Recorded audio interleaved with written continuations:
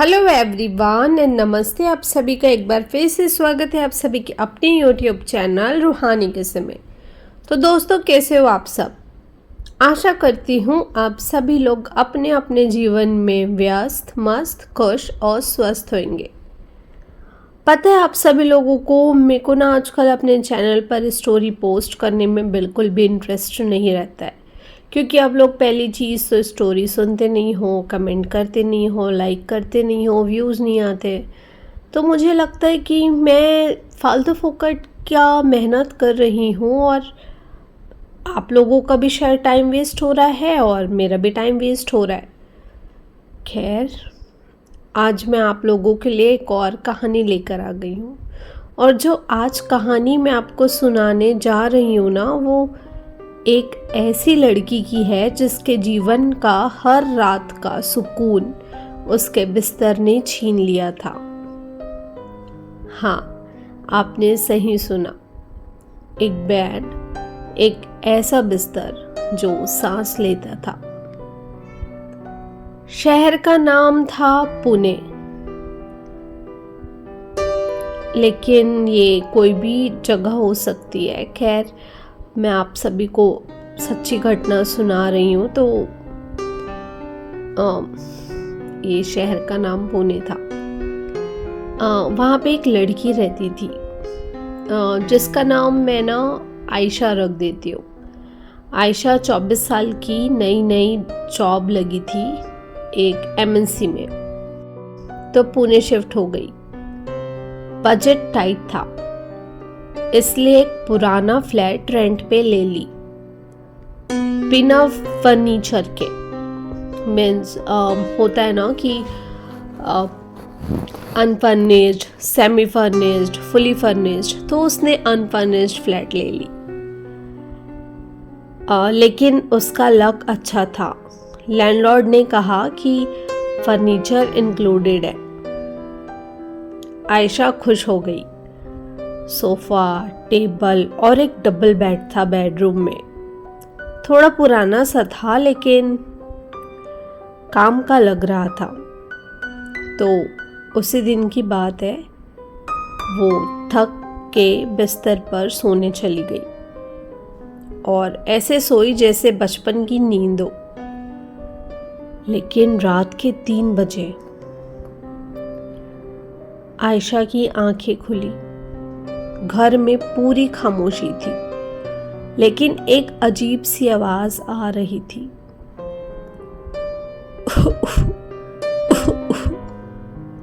जैसे कोई खांस रहा हो।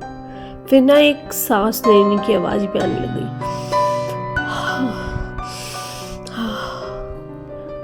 आयशा को लगा कोई सांस भी ले रहा है, लेकिन बहुत जोर जोर से। पहले तो आयशा सोची शायद मुझे खुद की सांस की आवाज़ें आ रही है, पर आवाज़ नीचे से आ रही थी, बेड के मैट्रेस के अंदर से। उसने कान लगा के सुना।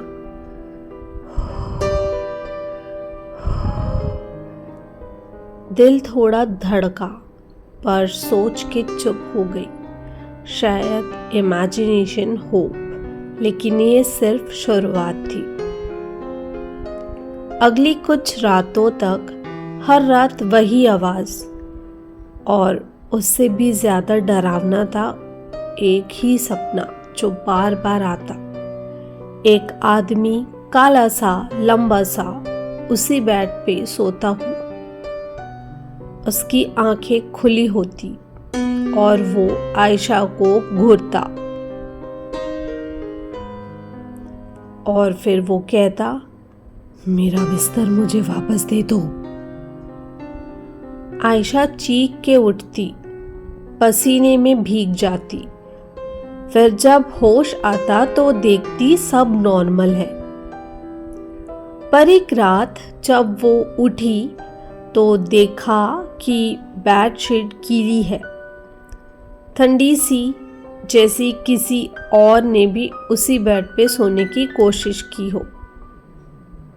आयशा ने बिल्डिंग के गार्ड से पूछा, अंकल पहले कौन रहता था यहाँ? गार्ड ने चुप होकर कहा, मैडम ये फ्लैट 2 साल से खाली था और बेड वो तो एक आदमी छोड़ गया था जो यहीं मरे थे बिस्तर पे ही। उसका नाम था रघुनाथ राव। पुराना प्रोफेसर अकेले रहता था। लोगों ने बोला वो पागल हो गया था लास्ट में, और वो कहता था कि मेरा बिस्तर जीता है, उसे कोई छीन नहीं सकता। एक दिन उसकी लाश बिस्तर पे मिली थी, अजीब तरीके से, जैसे किसी ने उसके चेहरे पे तकिया रख के घोंट दिया हो। पर कमरे का दरवाजा अंदर से लॉक्ड था।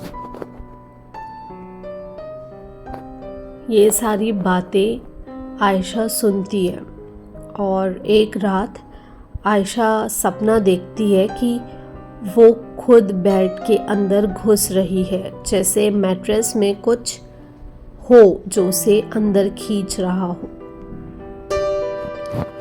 सुबह जागती है तो उसके हाथ पे नेल मार्क्स थे, जैसे किसी ने पकड़ा हो जोर से।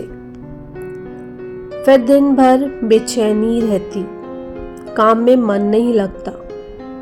रात को बिस्तर पे जाते ही थकान गायब, पर नींद भी गायब। आंखें बंद करो तो एक ही आवाज,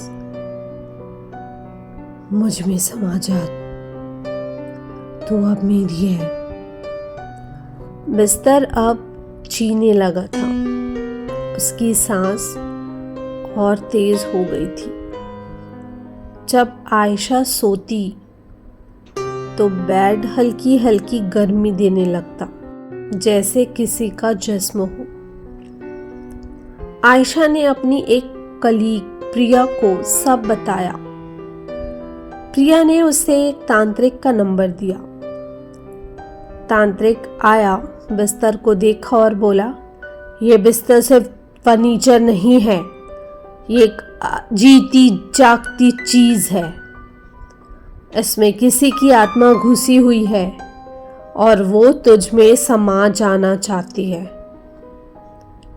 आयशा घबरा गई। तो अब क्या करें? तांत्रिक बोलता है, अगले अमावस्या की रात जब वो सबसे ज्यादा ताकत में होगा, उस रात तू इस बिस्तर पे मत सोना, उसे अकेला छोड़ दे।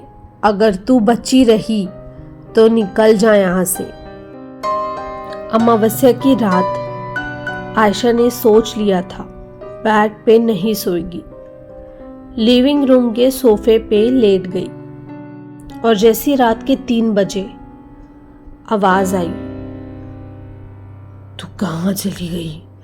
वापस आ जा, मैं अकेला हूं। फिर आवाज तेज होने लगी।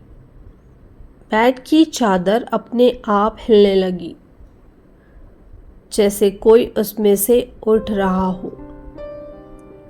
दरवाजा खुला और आयशा ने देखा बेड से एक आदमी का आधा जिस्म निकल रहा था, बिना पैर के, घिसट के उसकी तरफ आता हुआ। आयशा बहुत जोर जोर से चीखने लगी तो वहां पे जो गार्ड था ना उनका, वहां पे वो गार्ड आ गया। अगली सुबह वो तांत्रिक को मिलती है और तांत्रिक को ना अपने फ्लैट पर वापस लेके आती है और तांत्रिक उस बेड के पास मंत्र पढ़ता है और वो जो आदमी था ना वो बिस्तर में वापस समा जाता है। बिस्तर एक बार जोर से हिलता है और फिर बिल्कुल शांत हो जाता है। नेक्स्ट मॉर्निंग आयशा बेड को तुड़वा देती है।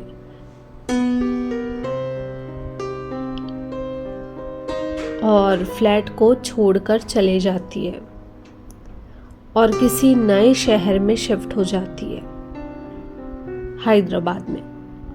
पर आप जानते हो कहानी यहीं ख़त्म नहीं होती।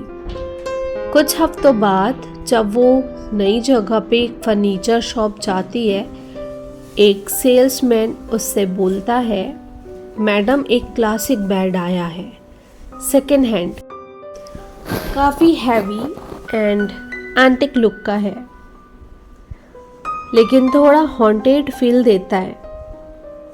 Are you interested? और उसने जो बेड दिखाया वो उसी डिज़ाइन का था जो आयशा ने पुणे में देखा था। तो दोस्तों, इतनी ही थी आज की कहानी। आशा करती हूँ आप सभी को ये कहानी अच्छी लगी होगी। अगर ये कहानी अच्छी लगी हो तो इस कहानी को एक लाइक और मेरे चैनल रूहानी किस्से को सब्सक्राइब करना मत भूलिएगा। तो चलिए, आप सभी लोगों से मैं फिर से मिलूँगी, लेकिन आप लोग प्लीज़ पॉजिटिव रिस्पॉन्स दें, स्टोरी देखें, ताकि मुझे आपके लिए इंटरेस्टिंग स्टोरी लाने का हौसला मिलता रहे। तो चलिए, आप सभी लोगों से फिर से मुलाकात होगी। तब तक के लिए bye bye, take care and thank you for watching.